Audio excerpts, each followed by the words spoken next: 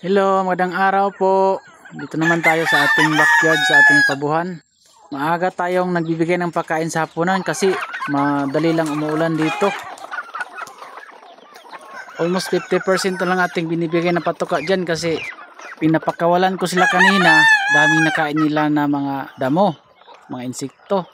At binibigyan ko pa sila ng hinog na papaya. Ang saya nila pag makakita sila ng hinog na papaya.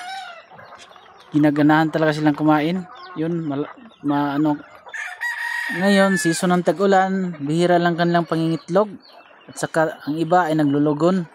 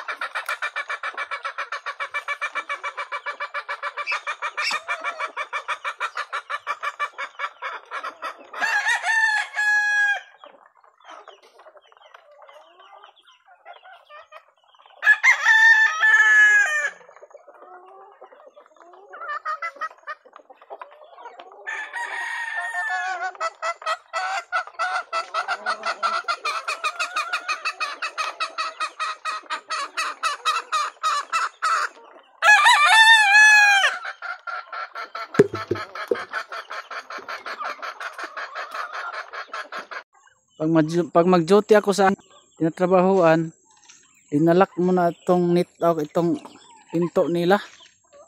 Ako itong sinisirado kasi hindi ko ni sila pinapagala. Saka na uwin ako dito.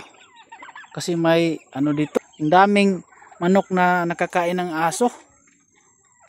Kapitbahay yata ito. Pupunta lang dito kumakain. Yun ang problema ko dito. So, ating net is kuha na din ating net. Medyo na may kalumaan rin ating net. Oh. Nabubutas na. Madali nang mabutas. So, ito, pinapractice ko na sila iwalay sa kanilang nanay. Paggabi, binabalik ko lang. Kasi malamig eh. Oh. Ang liit ng ano nila, bahay.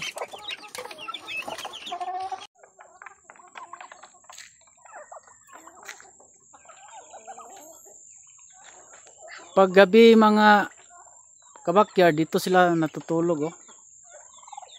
Nung una, kunti lang sila, ito pa rin ang almost 4 years na tong bahay nila. Kaya kailangan ng palitan kasi may buslot ang kanila ang mga yero. At maliit pa.